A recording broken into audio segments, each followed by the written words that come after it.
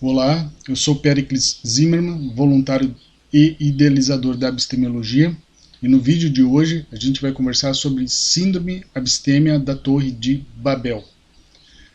Essa síndrome é muito interessante porque ela se refere aos interlocutores de sobriedade. Eu vou explicar e é bem fácil de entender, não tem nada de muito difícil na compreensão do tema. Os interlocutores de sobriedade são as pessoas que formam uma rede de opiniões para o abstêmico. Então, são pessoas, por exemplo, o psicólogo, né, o terapeuta, o psiquiatra, um colega de grupo anônimo, o padrinho, a madrinha, algum familiar. Então, todas essas pessoas formam uma rede de proteção que é capaz. São pessoas que dão opinião para o abstêmio sobre como ele deve proceder, como ele deve agir, certo? Esses são os interlocutores de sobriedade. Não basta dar a opinião, mas ainda tem um outro elemento nisso, que é a capacidade do abstêmio aceitar essa opinião e seguir essas orientações. Então, esses interlocutores de sobriedade, além de dar a opinião, eles também têm acesso ao abstêmio, no sentido do abstêmio entender o que eles estão querendo dizer, né?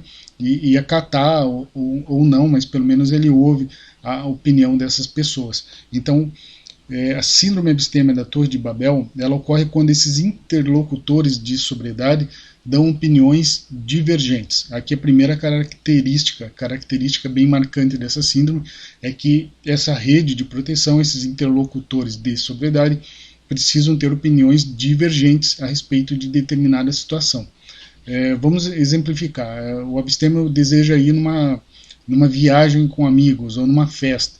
Então, um dos interlocutores dá uma opinião, o outro dá outra opinião, e assim vai. Se todos esses interlocutores derem a mesma opinião, no mesmo sentido, o abstêmio não tem dúvidas e daí ele decide se acata ou não. Agora, se cada um desses interlocutores der uma opinião diferente, a gente vai ter uma pluralidade de opiniões. E isso sim pode confundir o abstêmio e deixar ele meio na dúvida sobre qual dessas opiniões, qual desses conselhos, orientações ele vai seguir. Então, essa é a primeira característica bem marcante da síndrome da Torre de Babel, que é essa divergência de opiniões, né? Essa pluralidade de opiniões. Bom, outra coisa interessante é que normalmente ela ocorre até o segundo ou terceiro ano de abstinência, porque depois disso o abstêmio ele já tem experiência e ele ouve essas opiniões, mas ele já toma a decisão que é mais favorável ali, a decisão que ele entende ser adequada para a situação dele. Então essas pessoas, embora elas deem os conselhos, ele já aprendeu a seguir as orientações que ele acha que são mais adequadas à vida dele. Então, até o segundo ou terceiro ano, esses interlocutores de sobriedade causam um impacto maior sobre o abstêmio, né? Sobre aquilo que ele deseja fazer. Tá? Então, ela ocorre normalmente a síndrome abstêmia da Torre de Babel até o segundo ou terceiro ano de abstinência, que é a fase que a gente chama de abstêmio mínimo e abstêmio menor. Né? Bom, além disso, nós temos também uma característica muito interessante, a terceira característica interessante. Né? A primeira foi aquela pluralidade ou divergência de opiniões, né? A segunda é que ela ocorre no início do processo de abstinência. Uma terceira característica, ela só ocorre antes da tomada da decisão. Então, se o abstêmio já tomou a decisão, a opinião dos interlocutores não importa mais. Então, para que exista essa síndrome, a decisão não pode ter sido tomada. Tá?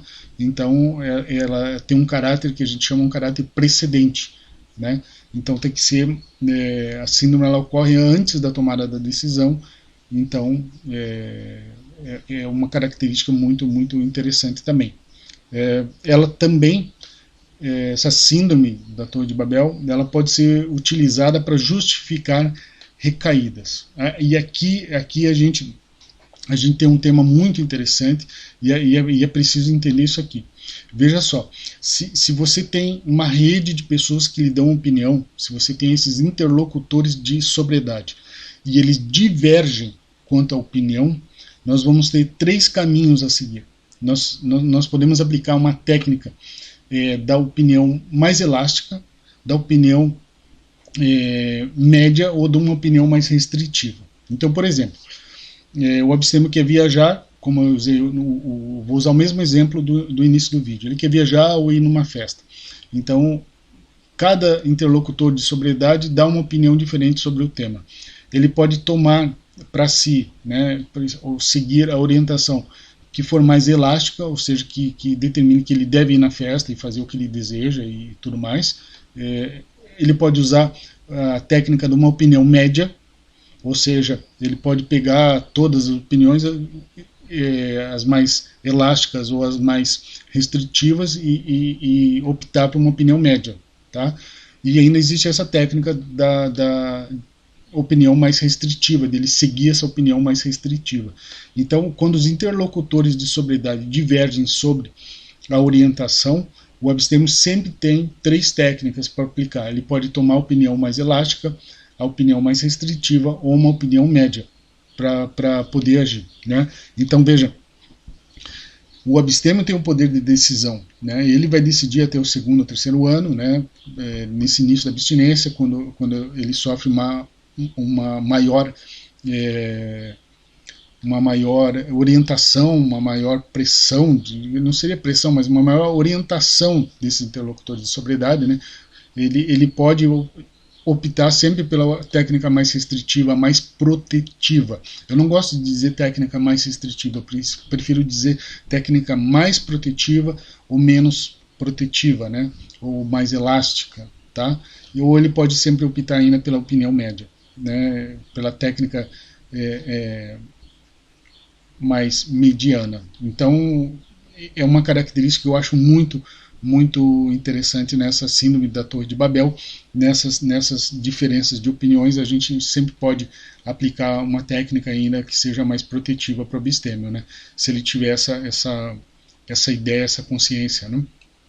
Bom, existe uma característica marcante também na síndrome abstêmia da Torre de Babel, que é um caráter ambivalente. Por quê? Essa síndrome, ela pode culminar com a abstinência ou com o retorno à dicção. Então, essas opiniões divergentes para o abstêmio não geram a recaída necessariamente, né? Se ele aplica uma técnica mais protetiva, ele não vai recair. Então, pelo menos não deveria. Então, essa síndrome abstêmia da Torre de Babel, ela não culmina com o retorno à dicção. Ela pode manter o abstêmio no processo de abstinência sem problema nenhum. Então a pessoa não precisa recair porque existem divergências nas opiniões dos interlocutores de sobriedade. Né?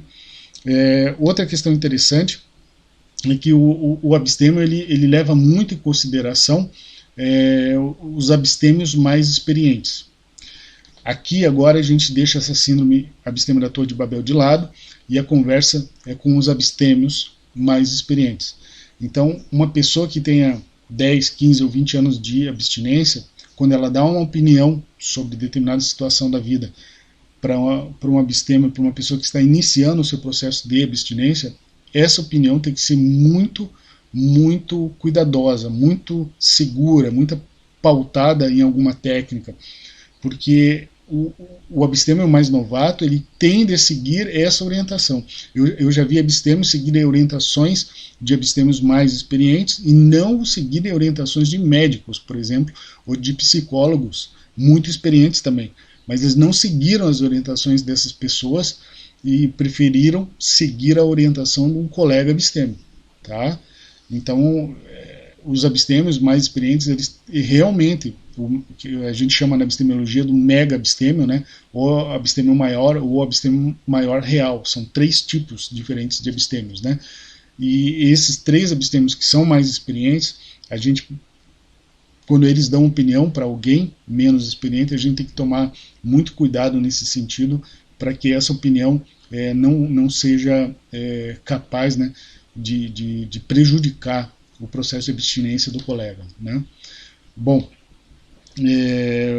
esse é um caráter que eu chamo da efetividade. Né? Nós temos, então, um caráter bem interessante, que é o ambivalente, que pode terminar em recaída ou retorno ao processo de adicção, o caráter da efetividade, né, a opinião pode ser muito assertiva, pode ter esse caráter também de efetividade, né? E tem aquela noção de caráter precedente, né? Tem que ser antes da tomada da decisão.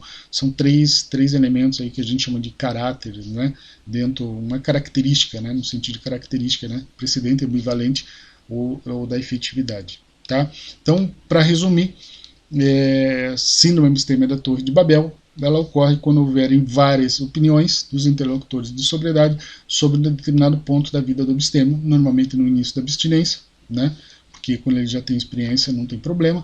Ela tem três grandes caráteres, né? A ambivalência, a efetividade e a precedência, né? Antes da tomada de decisão.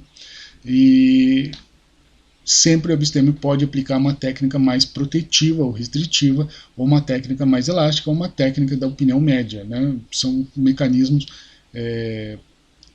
que o abstêmio pode aplicar para poder permanecer em abstinência.